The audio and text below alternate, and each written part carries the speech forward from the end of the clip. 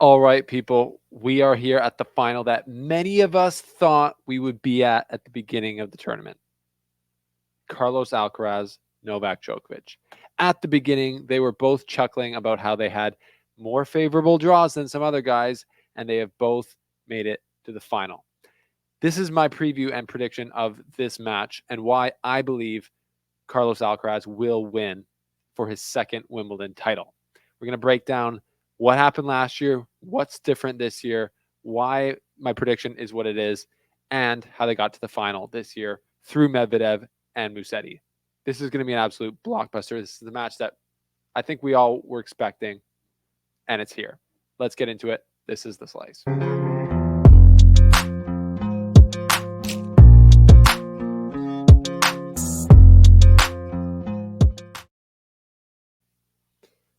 So here it is. The match. The match. We've talked about it. We've seen them progress through the draw. Novak Djokovic with the knee bandage. Carlos Alcaraz as the defending Wimbledon champion. Searching for their games in different ways. Searching for what they need to feel to get to their best level to play here. It is amazing that Djokovic is here because after the French Open, it wasn't even looking like he was going to be here at all. And now he's in the final. Carlos Alcaraz, after winning the French Open, loses in Queens, comes here, though, as the defending champion. He's got a new level of swagger. There's a lot different this year than there was last year.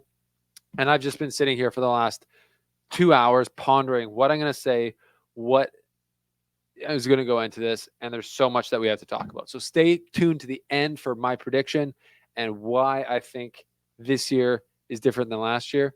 And yeah, for those of you who are superstitious, last year I picked Djokovic to win. This year, I'm picking Alcaraz to win. Is that going to screw him up? Does that mean Djokovic is actually going to win? I guess we'll have to wait and see. But if you're new here, thanks for being here. I appreciate your support. If you have not subscribed, this is your chance to subscribe and boost your tennis fan abilities because that's just what happens when you live where all the other tennis fans live, which is here on the slice. So thanks for being here. We appreciate your support. Okay. Carlos Alcaraz, Novak Djokovic in the final. We know that. How did they get here? Carlitos takes out Daniil Medvedev in a fantastic performance. Medvedev kind of ran out of words to say in the press conference. He said he executed his game plan, and it just slowly started to not work anymore against Alcaraz. Medvedev said, you have to press Alcaraz, and that was his plan coming out of the gate, was going big, being aggressive off the bat, and he did that with pretty good purchase in the first set, taking the first set over Alcaraz. But then, as you can see with these stats here, it started to not work. So if we go to attacking in the first set, I like this stat. The attacking stat shows Medvedev at 30% to 19 for Alcaraz.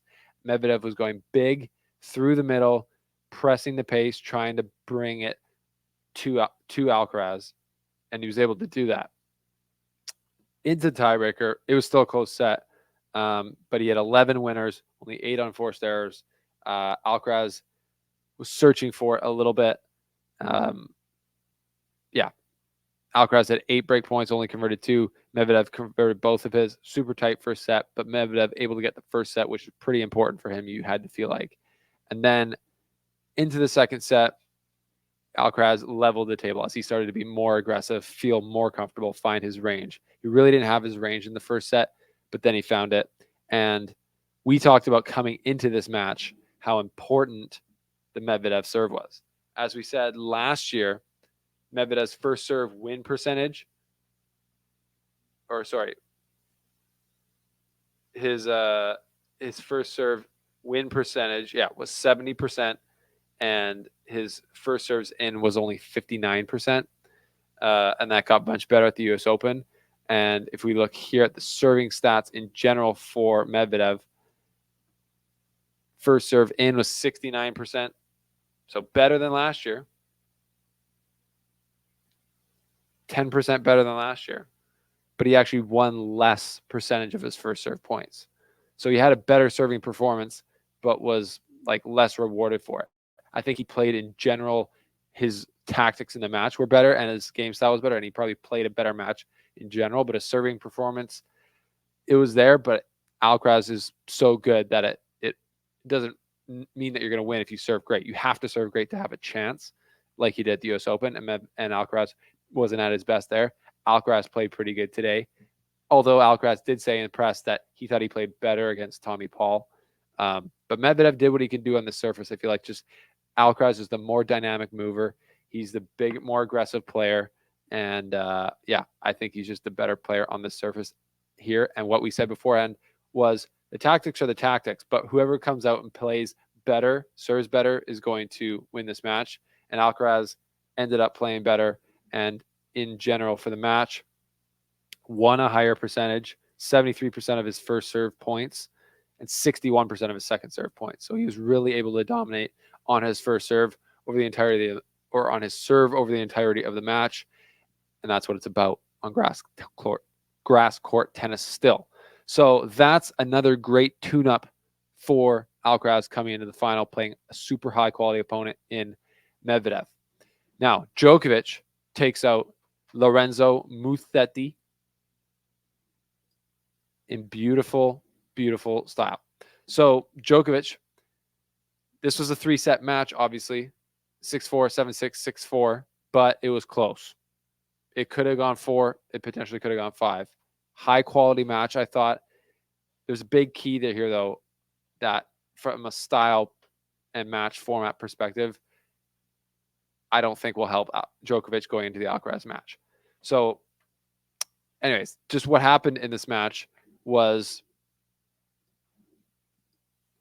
you go to the recap, we go to the stats. Djokovic was a much more attacking player throughout the match. He won 75% of his first serve points. He won 44% of his second serve. He came to the net 56 times, which is a lot. He only won 4 of his 13 breakpoint chances. But in general, Djokovic, from a style perspective in this match, was able to dictate from the baseline and put Lorenzo on the run. Lorenzo is a more defensive player than Alcaraz is, for example. And this benefited Djokovic today, I think, not having to move as much and being able to just, be on the aggressive from the middle of the court. Obviously, he had to move. And when he did move, I could see today watching this match why, and then comparing it to watching last year's final against Alcaraz in the lead up to this, that the movement is different. It just is different. He's not as quick this year as he was last year. And he didn't have to show it as much in the Musetti match as he will against Alcaraz. So we'll get into that more. Back to the stats from this match, though. First set, Djokovic on attack big time. Gets it in 6-4. Musetti did break on his 1-point chance that he had, but Djokovic breaks twice. Again, Musetti played great in this match. He didn't really do much wrong. Just couldn't get these sets when he had chances. Second set goes to a tiebreaker. Djokovic still a more attacking player. Musetti got a huge percentage of first serves in, 78%. Only won 58% of those, though. Djokovic returning well. Musetti said his returns were just crazy or something like that. And Musetti also said that in all the matches they've played, even the one, that he felt like this was the best version of Djokovic that he's seen. So that is something. Musetti hits 14 winners, 6 unforced errors in the second set, plays an amazing set of tennis, loses in the tiebreak. That's a gut punch there for sure. Goes into the third set, though. He sticks around. He doesn't go away. He didn't break, though. Got broken once. And still, 12 winners, 8 unforced errors. In general, Lorenzo Musetti played a great match. 34 winners, 22 unforced errors. Clean match. Didn't beat himself at all. Djokovic beat Musetti.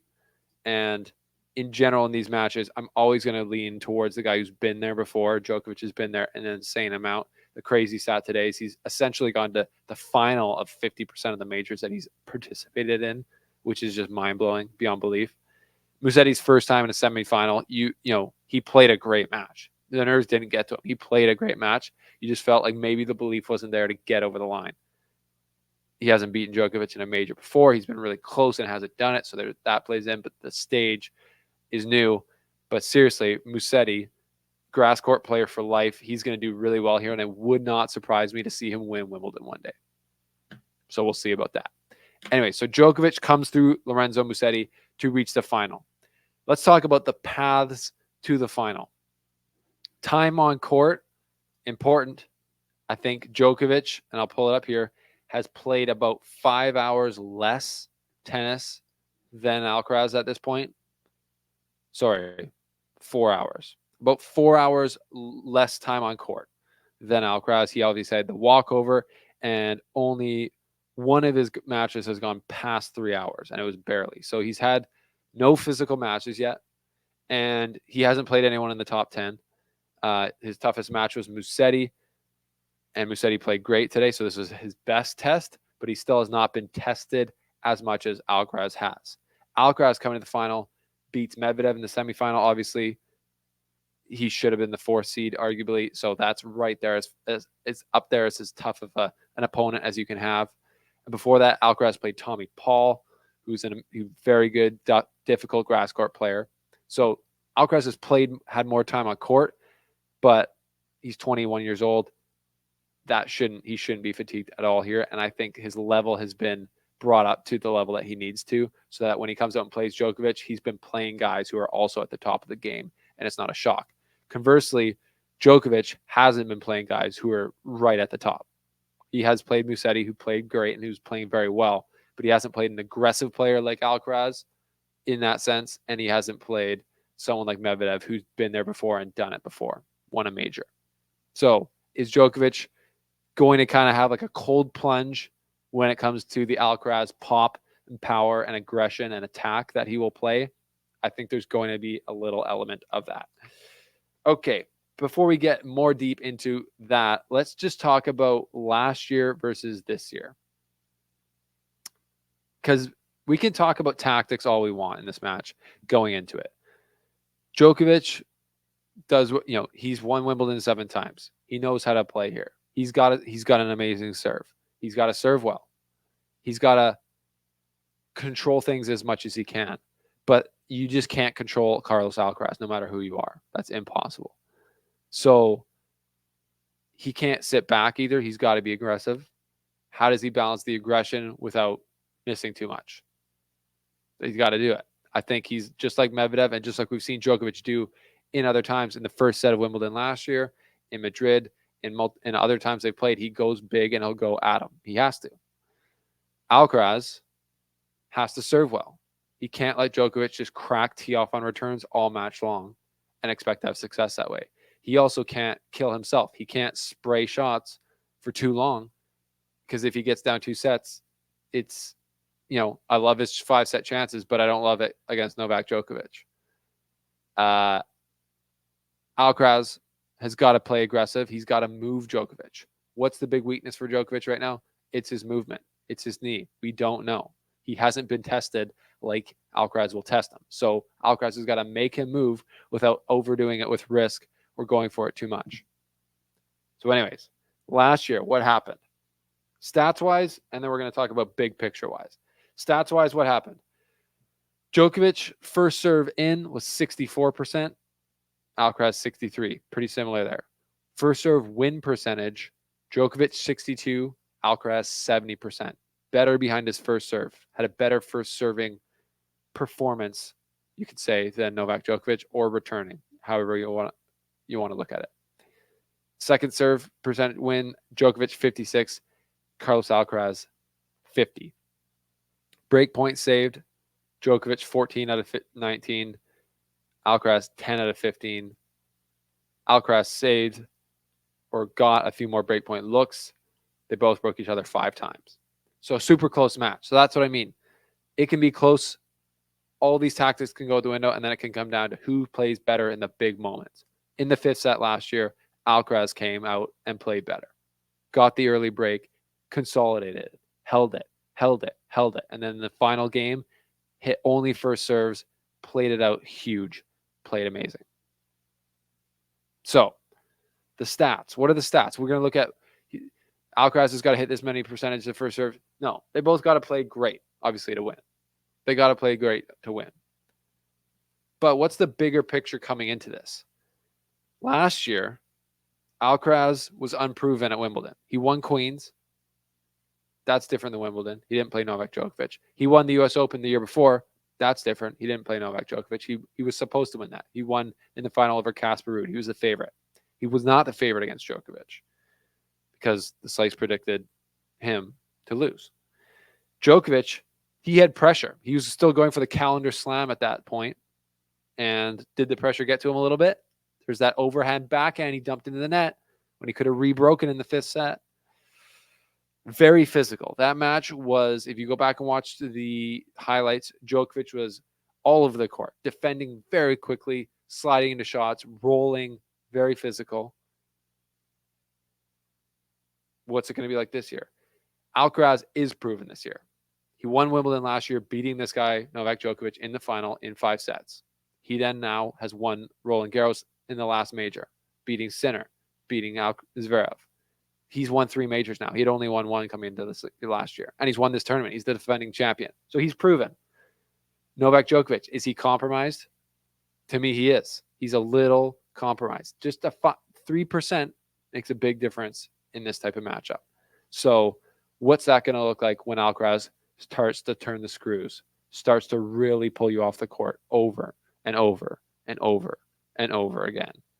What's that going to look like? Time on court, though, Djokovic has, for in his state with his knee, he has had the least amount of pressure on it that you could have through a tournament, 6 rounds of a tournament so far.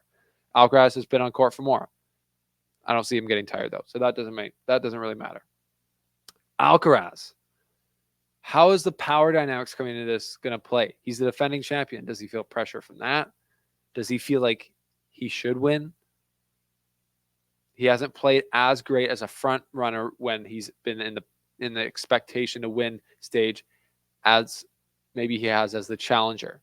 So he beats Djokovic at Wimbledon last year, loses to him from a winning position in Cincinnati a month later, and loses to him again and has a pretty bad next 6 months by his standards. How is the mental expectation game going to play here today or tomorrow or Sunday when the match happens? There's a lot different this year than last year. So that's what it is. You got the 2 best players on grass in the world going at it again for history. Djokovic going for his 25th major, his 8th Wimbledon to tie Roger Federer's record of 8 Wimbledons. And Carlos Alcaraz is going for his 4th major already, 2nd this year. And I think essentially if he wins this, it's pretty hard to say that he's not the number 1 player in the world right now. But, so how are they going to do? It's going to come down to the big moments, of course, like it did. Last year, Alcaraz played better in the big moments. The 2nd set tiebreak, Djokovic got tight, dumped some shots in the net that he normally wouldn't do. If he wins that set, goes up 2 sets to love, I think it's curtains. He doesn't. Alcaraz comes back, runs with it, takes the 3rd set. Then Alcaraz maybe lets it slip a little bit. Djokovic locks back in, wins the 4th set, and then right away, Alcaraz comes out and finds his best level in the 5th set to win it. Djokovic didn't have the clutch in the 5th set.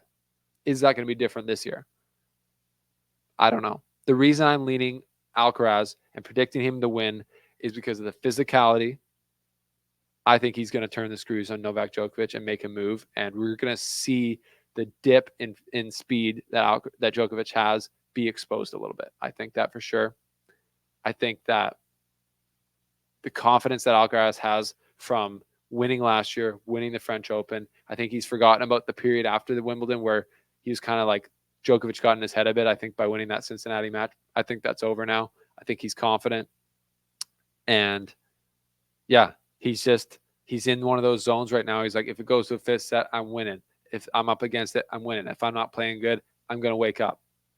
And he's confident. So I picked Alcaraz based on those factors. Obviously, Djokovic can do it. If you ever doubt Djokovic or you ever think that he can't do something, he's likely to prove you wrong.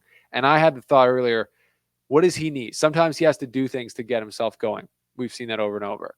He's been a jerk to the crowd this week. They've been a jerk to him. A lot of them have. and he's been one right back. He's kind of, in my eyes, created a bit more of the enemy than is actually there. Last year, they were cheering for Alcaraz pretty hard, and then final, he kept it together. There was not a lot of emotion there. I think he felt the pressure from trying to win the slam, the golden slam, the grand slam. But this year, I think he's almost been like, I need something to play for. I've already have the grand slam record. I already have the most weeks at number 1. I almost have every record there is. I want to just stick it to this Wimbledon crowd one more time. I want to play my violin for them after I win my 8th Wimbledon and I take out the Spanish prince, Carlitos Alcaraz. So we're going to see. Last year before the final, he was going like this, boo-hoo, crying to the crowd, and then he ended up crying after he lost to Alcaraz. This year, he's been playing the violin. Will Carlos Alcaraz steal the violin away from him and play a song after the final on Sunday? We'll have to wait and see. But it's the final. It is the final. So we're going to be in for a serious treat. Stay tuned to our channel because I believe we're going to be doing a watch along with JP Hovey and some special guests, pro players, potentials. You never know. So be here, be square. Thanks for being here. That's my prediction. Alcaraz in 4 sets over Novak Djokovic. You heard it here first on The Slice. We'll see what happens. We'll see you after or during the final and after it. See ya.